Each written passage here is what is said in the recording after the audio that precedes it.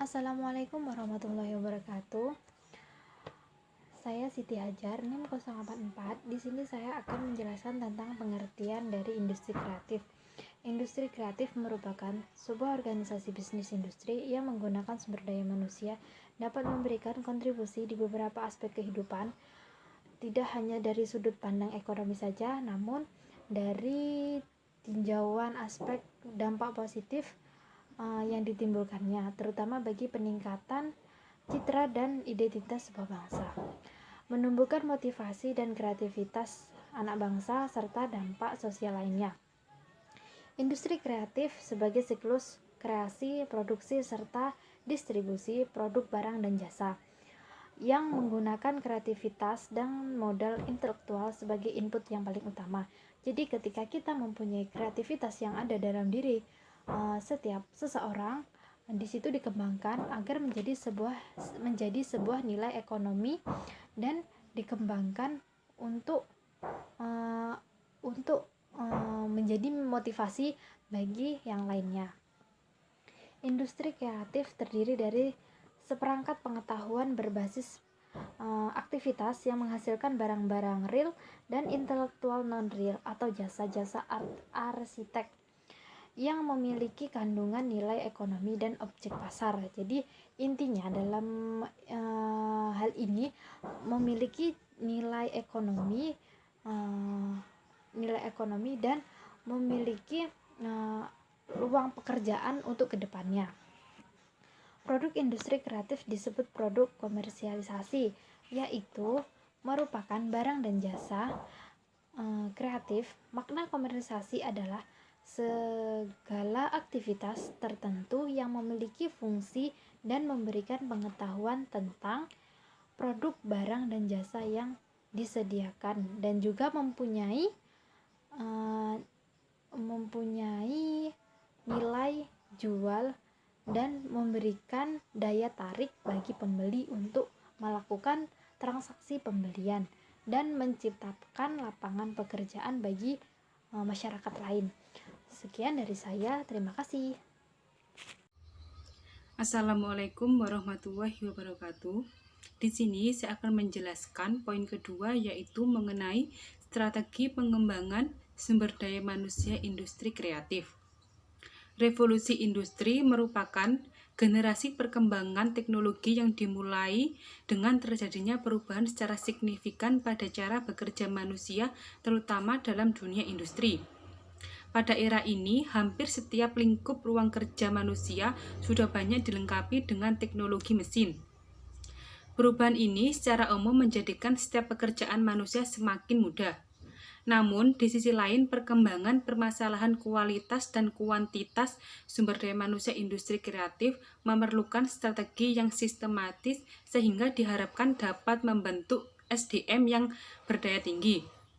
Dalam rancangan aksi jangka menengah Kemenparekraf terdapat beberapa strategi yang disiapkan dalam mengatasi permasalahan SDM industri kreatif, diantaranya yaitu yang pertama, pengembangan lembaga pendidikan dan pelatihan kreatif. Yang kedua, pengembangan program studi baru yang sesuai dengan kebutuhan dan perkembangan industri kreatif. Yang ketiga, memberikan fasilitas kemudahan bagi lembaga pendidikan dan pelatihan industri kreatif untuk saling bekerja sama dengan sesama lembaga. Yang keempat, meningkatkan kualitas tenaga pengajar dan pelatih. Yang kelima, mengembangkan dan meningkatkan muatan kurikulum pendidikan dan pelatihan industri kreatif. Yang keenam, meningkatkan standar mutu dan akreditasi lembaga pendidikan dan pelatihan industri kreatif. Yang ketujuh, meningkatkan kualitas sarana dan prasarana lembaga pendidikan dan pelatihan industri kreatif. Yang kedelapan, meningkatkan alokasi dana yang dibutuhkan oleh lembaga pendidikan dan pelatihan industri kreatif. Yang kesembilan, menjalin kerjasama antara lembaga pendidikan dan pelatihan SDM. Yang ke-10, mengadakan acara seminar dan motivasi dengan menghadirkan sosok wirausahawan industri kreatif yang telah sukses di bidangnya. Dan yang terakhir, memberikan kesempatan bagi SDM yang terpilih untuk dapat mengikuti pelatihan di luar negeri. Seorang pemimpin yang kreatif juga mampu memberikan inspirasi kepada karyawannya untuk saling memikirkan ide-ide baru, sehingga dengan banyaknya ide baru bertujuan untuk perusahaan agar lebih mudah tercapai secara efektivitas dan efisien daripada menggunakan strategi yang terus-menerus. Di sini terdapat beberapa latihan efektif yang dapat diterapkan ketika bekerja untuk melatih kreativitas kepemimpinan seseorang. Yang pertama, observasi. Observasi merupakan cara membangun kreativitas dengan mengamati kondisi atau lingkungan sekitar. Misalnya, seorang pemimpin bisnis atau perusahaan dapat melakukan observasi dengan mengamati lingkungan kantor, kondisi pegawai, serta produk atau jasa yang dipasarkan. Yang kedua, brainstorming. Brainstorming atau bertukar pikiran merupakan tindakan yang penting dilakukan sebelum membuat perencanaan. Dalam proses brainstorming, seorang leader atau pemimpin serta pegawai dipacu untuk berpikir out of the box. Seorang leader dapat melakukan diskusi brainstorming dengan cara mengumpulkan pegawai dan meminta pendapat mereka mengenai proyek atau sistem yang sedang dijalani. Dan yang terakhir, modifikasi. Modifikasi merupakan tindakan memperbarui ide sebelum menjadi lebih menarik. Sebelum memodifikasi produk, jasa, atau sistem usaha, seorang pemimpin dapat memulai dengan mengubah rutinitas terlebih dahulu. Misalnya, jika biasanya ke kantor menggunakan mobil, maka sekarang seorang pemimpin tersebut bisa menggunakan sepeda atau sepeda motor. Dan itu dilakukan untuk menghindari kemacetan di perjalanan. Sekian dari saya. Wassalamualaikum warahmatullahi wabarakatuh. Assalamualaikum warahmatullahi wabarakatuh. Di sini saya Intan Paramita Indrianingsih NIM 078 akan menjelaskan materi tentang kemampuan yang harus dimiliki oleh SDM industri kreatif. Industri kreatif diyakini mempunyai kontribusi yang signifikan untuk meningkatkan perekonomian bangsa. Hal ini bergantung pada ketersediaan SDM kreatifnya. Kreativitas bagi SDM ini merupakan modal utama dalam menghadapi tantangan global, agar dalam pengelolaannya dapat berjalan sesuai dengan harapan. Maka industri kreatif perlu mengidentifikasi kebutuhan kompetensi yang harus dimiliki oleh semua pelaku usaha kreatif dalam rangka pengembangan SDM kreatifnya. Kemampuan pelaku usaha kreatif dalam menyelenggarakan kegiatan manajemen SDM tergantung pada kapasitas manajemen dalam menghasilkan, mengubah, dan mendayagunakan kompetensi SDM yang dibutuhkan untuk mencapai hasil yang diinginkan. Demikian pentingnya unsur SDM dalam sebuah organisasi, sehingga untuk menjalankan organisasi dengan baik, maka manusia tersebut harus kreatif, inovatif, dan produktif. Perilaku kreatif adalah produksi ide-ide baru dan berguna yang dimiliki oleh karyawan, yang nantinya dapat menjadi titik awal lahirnya sebuah inovasi dalam organisasi. Selanjutnya, kreativitas dan inovasi yang dimiliki oleh SDM ini akan menjadi sebuah mesin perubahan yang memberikan kesempatan bagi organisasi untuk menciptakan masa depan yang lebih baik. Sekian dari saya. Wassalamualaikum warahmatullahi wabarakatuh. Selanjutnya adalah terkait dengan hal tersebut, kompetensi SDM industri kreatif memfokuskan pada 3 hal pokok, yaitu yang pertama ada pengetahuan atau knowledge, merupakan penguasaan ilmu dan teknologi yang dimiliki dan diperoleh SDM kreatif melalui proses pembelajaran serta pengalaman hidupnya. Indikator pengetahuan adalah pengetahuan tentang manajemen bisnis, produk atau jasa, pengetahuan tentang konsumen, promosi, dan strategi pemasaran. Lalu yang kedua ada keterampilan atau skill, merupakan kapasitas khusus untuk memanipulasi suatu objek secara fisik yang indikatornya meliputi keterampilan, produksi, komunikasi, kerjasama, dan organisasi. Lalu yang ketiga ada kemampuan atau ability, merupakan kapasitas seorang individu untuk mengerjakan berbagai tugas dalam suatu pekerjaan. Indikatornya meliputi kemampuan pengelola bisnis, mengambil keputusan, memimpin, mengendalikan, berinovasi, dan beradaptasi dengan perubahan lingkungan bisnis.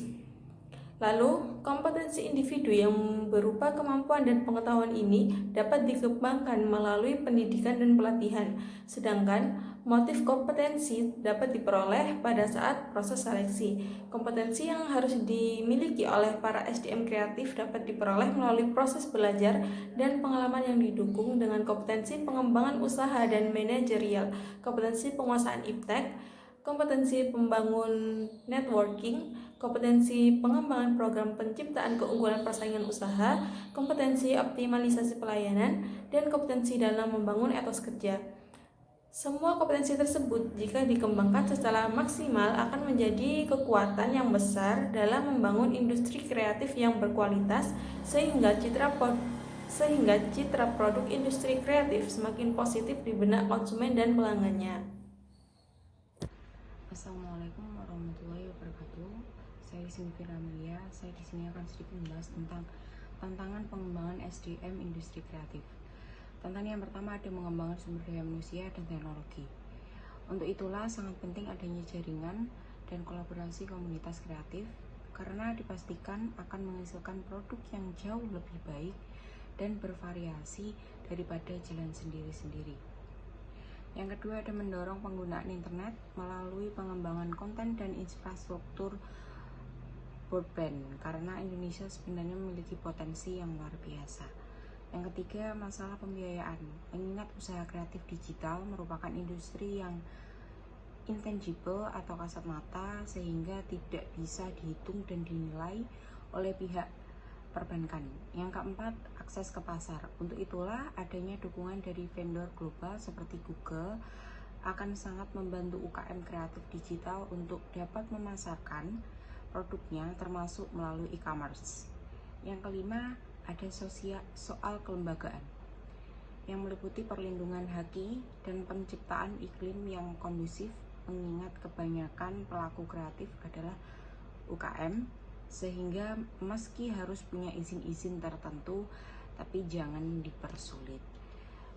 Itu saja dari saya. Sekian, terima kasih. Wassalamualaikum warahmatullahi wabarakatuh. Di sini saya Putra Anpujining Tias, NIM 12405183083. Saya akan melanjutkan presentasi dari Mbak Sinfira, yaitu tentang masalah dan tantangan industri kreatif.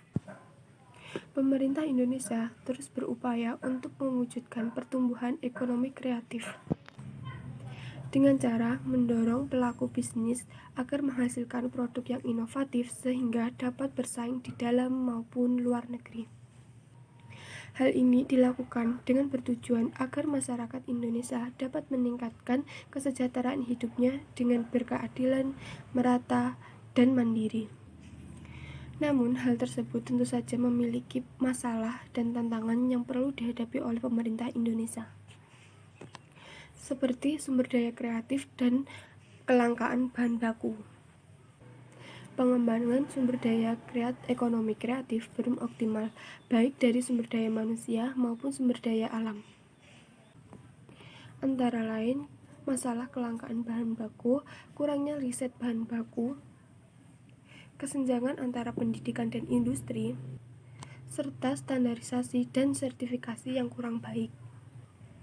Lalu lemahnya institusi industri kreatif, terutama belum adanya payung hukum ekonomi yang mengatur tata kelola masing-masing per subsektor, apresiasi yang rendah dan pembajakan yang tinggi, dan transaksi elektronik yang belum diregulasikan dengan baik, serta minimnya akses pembiayaan pelaku sektor ekonomi kreatif.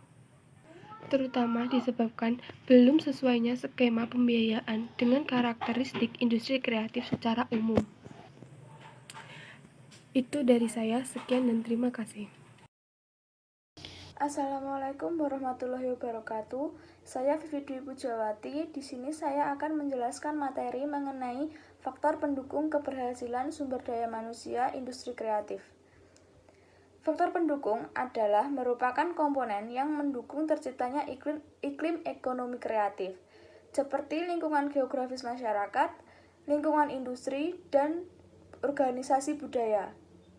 Menurut MT Aubrun yang dikutip oleh Departemen Perdagangan 2018, terdapat 3 faktor pendukung dalam ekonomi kreatif tersebut, meliputi yang pertama yaitu the creative culture atau ekonomi kreatif, yaitu perusahaan, kelompok, dan individu yang secara langsung maupun tidak langsung menghasilkan suatu produk kultural. Yang kedua ada creative workforce, yaitu tenaga kerja kreatif, orang-orang pemikir dan pelaksana yang dilatih secara khusus dalam keterampilan budaya dan artistik yang mendorong kepemimpinan industri yang tidak hanya terbatas pada budaya dan seni. Yang ketiga ada creative community atau komunitas kreatif, yaitu tempat konsentrasi area geografis dari pekerjaan kreatif, bisnis kreatif, dan organisasi budaya. Setiap domain dari kegiatan ekonomi saling berhubungan, di mana Setiap domain dari kegiatan ekonomi saling berhubungan, di mana creative culture merujuk pada pengertian industri, baik komersial maupun non-komersial. Creative workforce merujuk pada pekerjaan, dan creative community merujuk pada wilayah di mana creative culture berada. Sekian dari saya. Wassalamualaikum warahmatullahi wabarakatuh.